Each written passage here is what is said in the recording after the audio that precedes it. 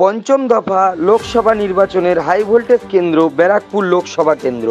Vote শেষ হতে না হতেই ব্যারাকপুর লোকসভা কেন্দ্রের আমডাঙ্গা বিধানসভার দত্তপুকুর এলাকার তৃণমূল কর্মী সমর্থকেরা সবুজ আবির মেখে কার্যত জয় উল্লাস করছেন। পাল্টা কটাক্ষ বিজেপির। অ্যাকচুয়ালি আমরা 10 তারিখ ব্রিগেডে যেদিকে ঘোষণা হয়েছিল পার্থদার নাম, সেদিনই আমরা আবির মেখেছি। কেন একজন রাজনৈতিক ব্যক্তিত্ব, কালচার মানুষ, নাট্য ব্যক্তিত্ব প্রার্থী হয়েছে, তা বারবার দল চেঞ্জ করা মানুষ পছন্দ করে। এরকম একজন রাজনৈতিক ব্যক্তিত্ব যখন প্রার্থী হয়েছে, সেদিনকে আমরা জয়ের আবির মেখেছি। এবার রাজনৈতিক ক্রিয়াকর্ম 58 দিন আমরা পালন করেছি। রাজধর্ম, বুথ মিটিং, কর্মী মিটিং, পথসভা, মিছিল, সভা, সমিতি করেছি। কেন? একটা ভালো গায়ক সেও কিন্তু ভোরবেলায় রেয়াজ করে হারমোনিয়াম নিয়ে। একজন ভালো প্লেয়ার সেও কিন্তু প্রত্যেক দিন মাঠে প্র্যাকটিসটা করে।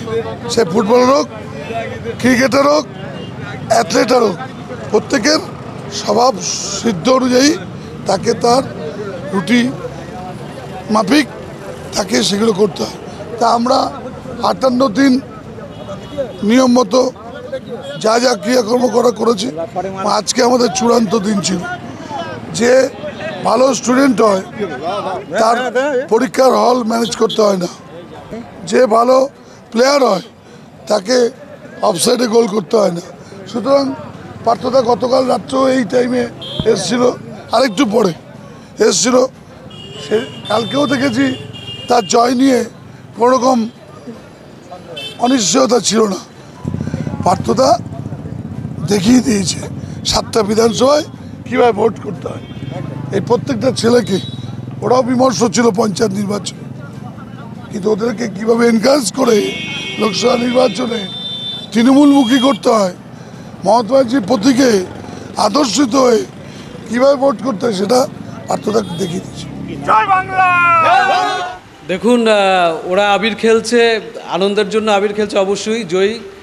ওরা ভোটটা আমাদেরকেই দিয়েছে, তাই ওরা আজকে আবির খেলছে। আগামীতে 4 তারিখের পর আমাদের সাথে গেরুয়া আবির খেলবে। আজকে সবুজ আবির খেলছে। 4 তারিখের পরে ওরা আমাদের সাথে গেরুয়া আবির খেলবে, কারণ ওরা বিজেপিকে ভোট দিয়েছে এবং আমাদের প্রার্থী এবছর 1 লক্ষ ভোটের উপর থেকে বেশি মার্জিনে জিতবে ব্যারাকপুরে।